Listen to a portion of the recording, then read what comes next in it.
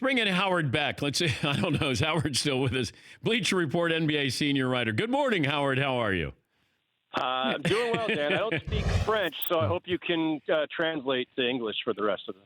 All right. Well, we'll try to stay away from Xeon right now. But given what you wrote in your column, NBA exec skeptical Lakers can build a title team after Anthony Davis overpay. Did they overpay, in your opinion? This is a tricky thing. What I wrote was the one that's trade, but they lost the negotiation. And what I mean is, if you get the best player, and they did, you did fine. You won. Like, look, you've got Anthony Davis and you're pairing with LeBron James. I don't want to overthink it, but they lost the negotiation, Dan, because the New Orleans Pelicans were the ones over a barrel here. Anthony Davis wanted out. Anthony Davis wanted to be in L.A. Anthony Davis was on an expiring deal. And the Pelicans were in a tough spot, similar to how the Spurs were with Kawhi Leonard a year ago, similar to Kyrie a couple years ago, except that he had 2 years left.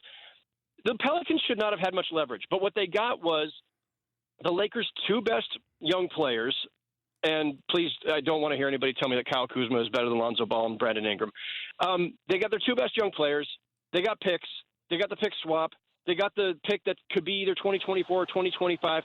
The Pelicans now have control of most of the Lakers draft for the next 6 years.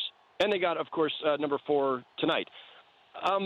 That's a lot to pay when the guy wanted to come to you anyway, and when the team that he was going to leave had to offload him. And, by the way, had no other great offers because Boston essentially bowed out. The Knicks had nothing really to offer. Who else were they bidding against except themselves?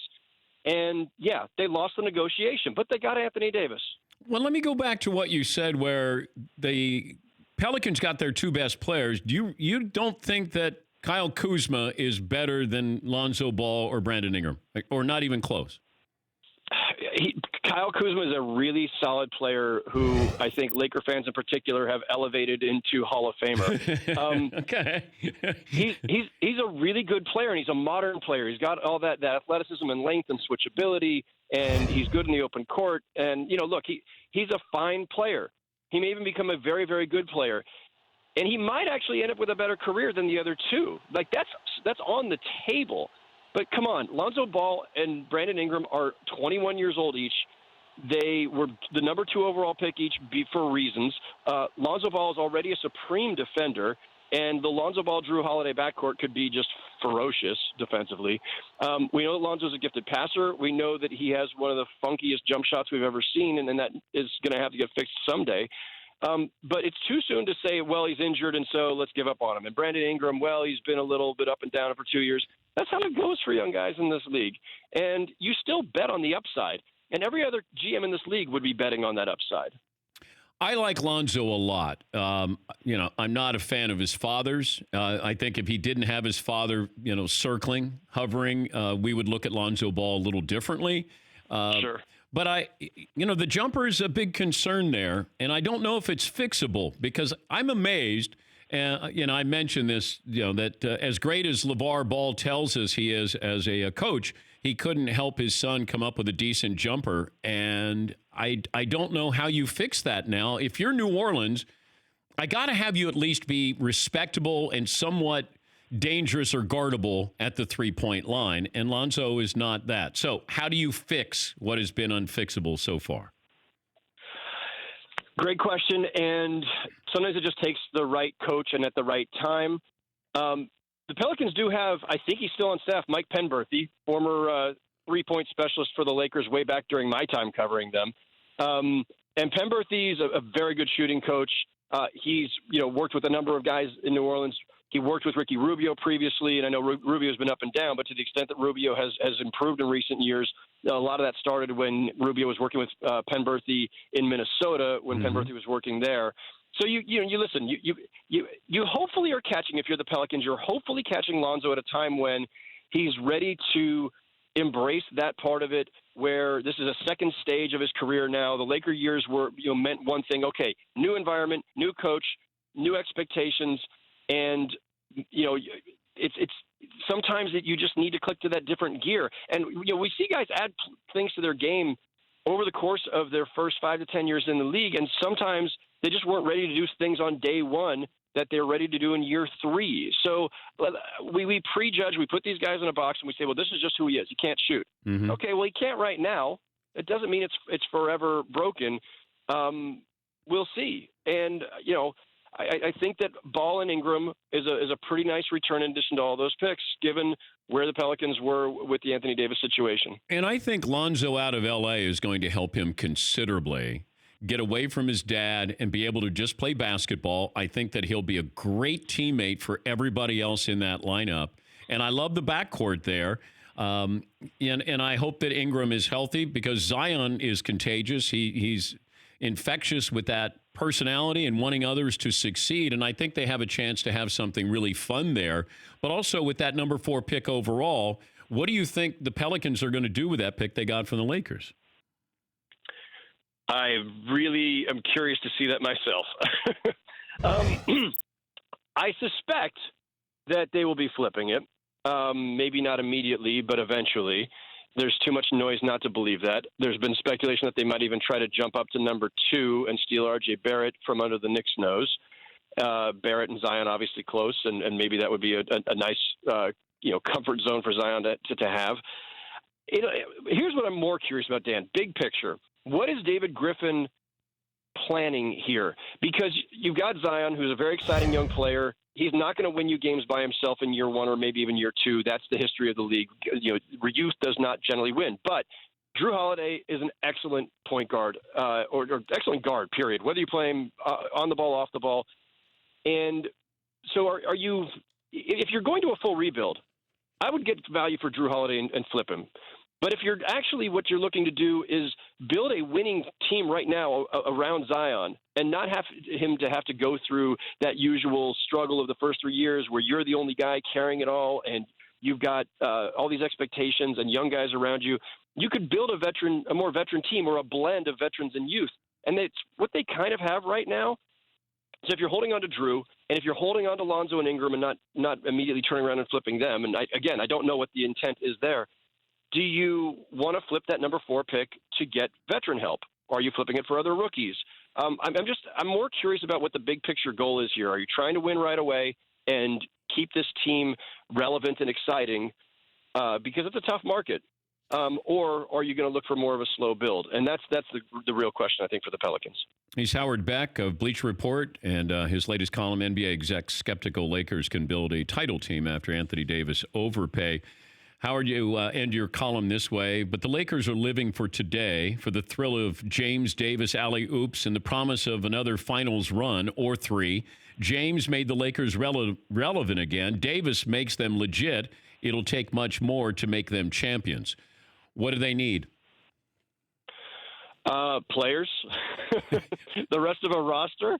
They've really got 3 players. LeBron, Anthony Davis, which is a pretty nice start, and Kyle Kuzma. But look, you need shooters, you need defenders, you need bigs who can rebound and protect the rim, and you need a roster. What Toronto just showed us is that as I also wrote, it takes a village, and I think I might have stolen that line from somebody else. But you need role guys, high-level role guys, high-level veteran role guys. And LeBron knows that better than anyone because he's the guy went to 8 straight finals and he's won championships. So where are you going to find your Shane Battiers and Rashard Lewis's and Ray Allens? Where are you going to find, I hesitate to say your J.R. Smiths? You've got to have some. Yeah. So you've got to have a supporting cast that functions. You can't just say, well, you know what? Buy one more max guy if you can get to the room, and then just fill it out with minimums. That's a really tough road to go. And what this team needs is maybe, a Danny Green, a Marcus Morris, both of whom are free agents, a Patrick Beverly, maybe a Taj Gibson. Those are the guys you need, and you can't just assume you're going to shop in the bargain basement and get a bunch of minimums. Those guys are going to command decent mid-range salaries. So I think whether they've got $23 million under the current scenario, whether they get to $32 million if they can rework this and get the timing right, whatever the number is, I think you spread it around 3, 4, maybe 5 players and get that rest of that cast because you're going to need I mean, like I say, it's everything. They need everything except for the 2 forward spots, or alternatively, maybe Anthony Davis is playing small ball center and LeBron's the 4. Whatever it is, you have a lot of openings on that roster. And you also have to build in time for this roster to kind of mesh. We've seen this with teams before. It happened with the Heat when LeBron went there, where you get 3 stars together, and it takes at least half a season, sometimes a full season, to get acclimated with each other of what you do, when you do it, how you do it. And plus, Anthony Davis is now going to be playing in important games. He's going to be in the spotlight now, whereas in New Orleans, nobody cared what he was doing on a nightly basis, at least league-wise. Now everybody cares what he's doing in every single game, and I think just having that media onslaught there going to be interesting. If you get Kemba Walker, who has not had this in Charlotte, you come in and it's LeBron's team. You're coming into Los Angeles. Expectation levels are through the roof. You got to factor that in as well. Absolutely agree on all counts. And, Anthony Davis has never been in a spotlight like this. Anthony Davis is kind of a low-key dude. How's he going to handle that every day? Now, he has the benefit of LeBron taking a lot of the burden in the spotlight and the spokesman role, so he doesn't have to do it all. But seriously, there's going to be 50 people in his locker after every game, after every practice, every shoot-around. There's going to be people surrounding him. It's like nothing he has experienced before. And I know he's been in All-Star Weekend and all that. That's once a year. He's never been deep in the playoffs. He's never been in L.A. as a focus of that market. So that all matters. You're right about the supporting cast, too, that it's one thing to get that supporting cast and to build it right. And we've never seen Rob Pelinka do it. He's still a relative rookie. Can he pull that off? That's the skepticism I'm alluding to in the column. And then if he does, yes, now you need time for those guys to gel. But there is no time because LeBron's turning 35 in December, and everything is now. And that's always the case with LeBron, even when he was in his prime. So imagine just how ramped up the pressure and the expectations are in year one of LeBron and Anthony Davis together, with LeBron coming off the toughest year of his career in terms of injury, and a brand new supporting cast around them that has to figure it all out, a brand new coaching staff led by Frank Vogel. There's a lot. I mean, and they're going to be, look, they were installed as championship favorites the second they got Anthony Davis. So, that's a lot of change and adjustment and figuring out on the fly for a team that people are expecting to go to the finals. Would you have the Lakers as the favorites in the West? Oh, man. Momentarily pencil them in because the Warriors are broken and the Rockets are in flames, and I just don't know that I trust any of those other teams. But at the same time, they're all in it. I mean, the Rockets could pull it together, pick up a third guy, and they're off to the races. The Jazz are making a great move by getting Mike Conley. They deserve to be in the conversation for winning the West. The Thunder will make a case to for winning the West. The Denver Nuggets, the Portland Trailblazers, there's going to be some semblance of parity for once, which we have not seen in a very long time, and mostly because the Warriors are broken. And, the Lakers will be in that mix as well, but there's we just don't know what they are yet until the rest of that roster's filled out. And by the way, what if the Clippers land Kawhi Leonard? Throw them into the discussion too. So crowded field, which is kind of fun. Howard, thanks for joining us. We appreciate it. Enjoy the draft. Always a pleasure, Dan. Thank you. That's Howard Beck, Bleacher Report. For more Dan Patrick Show, tune into Audience Channel 239 on DirecTV. Stream for free on BR Live or download the Dan Patrick Show app.